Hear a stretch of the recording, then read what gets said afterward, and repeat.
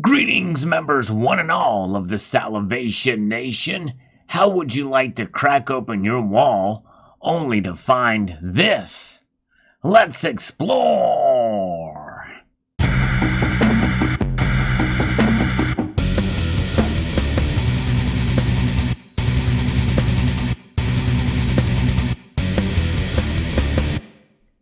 Well, that's not exactly how it happened. At least that wasn't the plan for it to be discovered 1,300 years later.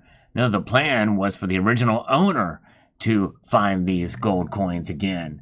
I'm going to be referencing a story here that was first shared with me by Doctor Who. Pretty amazing discovery here. This is a pretty more in-depth story by NBC News about it. Ancient gold coins found hidden in a wall, and it shed lights on the Byzantine Empire.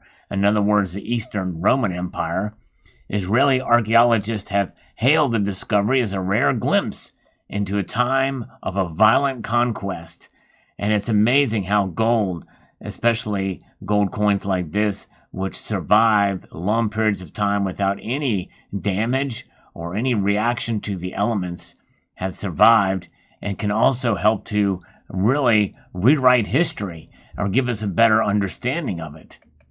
When someone stashed 44 gold coins into a wall in the 7th century, they may have hoped to one day return and find their treasure again.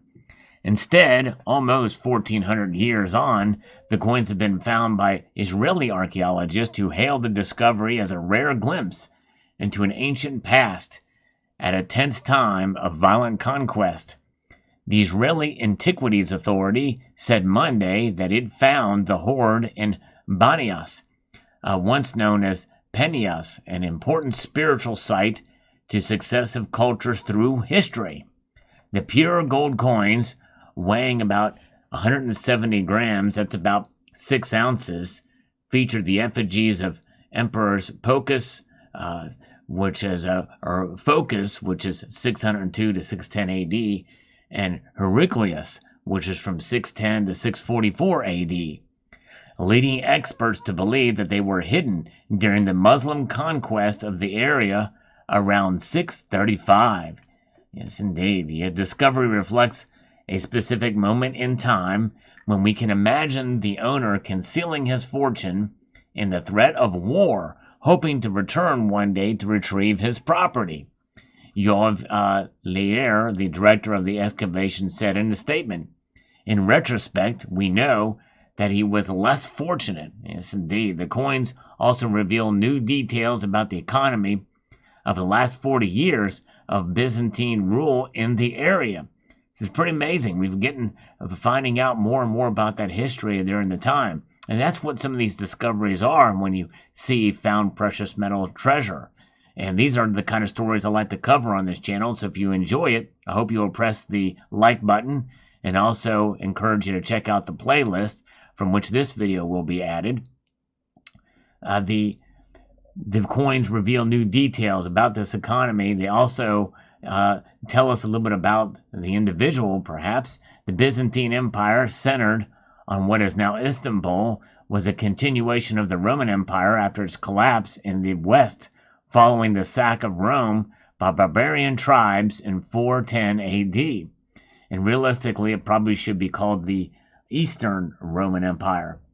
The Eastern Empire would last another 1,000 years, but it lost several of its provinces to Muslim conquest of the 7th century around the time the coins were stashed in the wall. Most of the coins are of the Byzantine Empire. Heraclius, Gabriela Bjorksky, an expert of ancient coins who examined the hoard, said in a news release. What is particularly interesting is that in his early years as emperor, only his portrait was depicted on the coin, whereas after a short time, the images of his sons also appear. So that is fascinating indeed. In fact, there is we can see here this image that shows these coins. We can see the image there. Some may liken it to Jesus, but I don't think that's Jesus there. I think that's maybe him or his sons. Pretty fascinating. But there you can see sort of a cross there Maybe looks like to be maybe an early version of the papal cross there on the reverse of the piece on some sort of altar there. Pretty interesting, indeed. One can actually follow his sons growing up from childhood until their image appears the same size as their father, who is depicted with a long beard.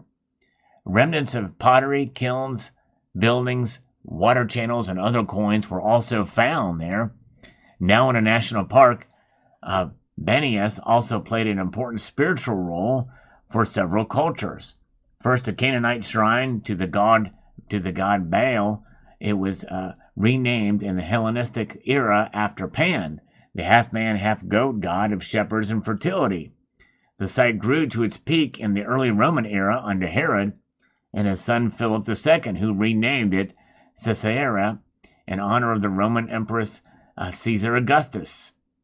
In Christian tradition, it is where St. Peter declared Jesus to be the Son of God before he received the keys to the kingdom of heaven. It's also where Jesus said, "Upon this rock my church will stand."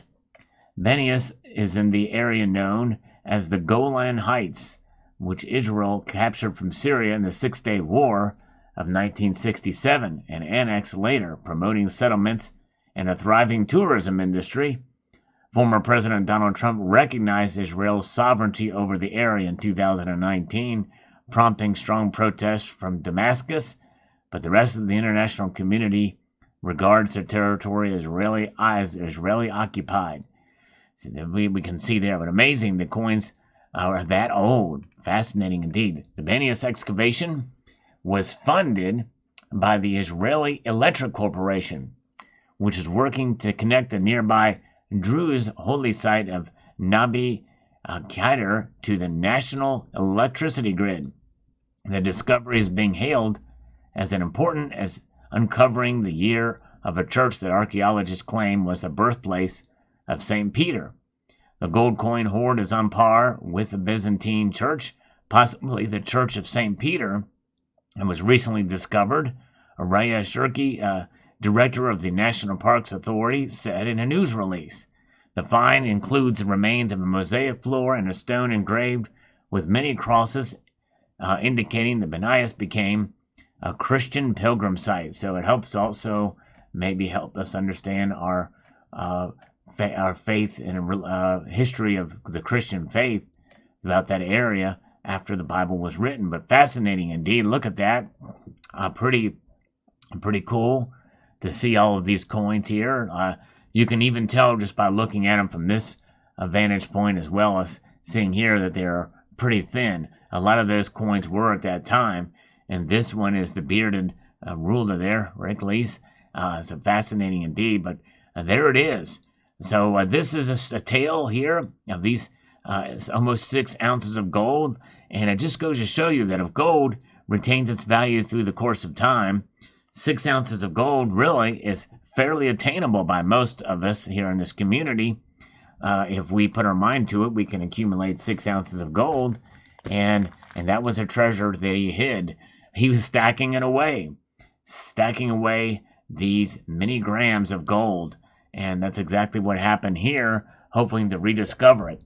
And so there's a couple lessons we can take from this video. Number one, yes, it is a way to protect yourself financially, and the owner of these coins knew it, although he did not fare too well. Apparently did not make it back, maybe was killed in the war, and but nonetheless, the coins and the gold lived on for these almost 1,400 years to be rediscovered in this modern age. Yes, indeed. And so the other lesson here is to hide your coins. Make sure they're in a place where they cannot be discovered for 1,400 years. And that's exactly what he did. A very successful way to be able to hide your coins throughout history. They were not discovered until just at the right time, right now, to be discovered and to be talked about. So it's always good to keep your precious metals safe. And he knew it back then, the owner of these coins. And we should take lessons from him to save our precious metals from theft and from confiscation.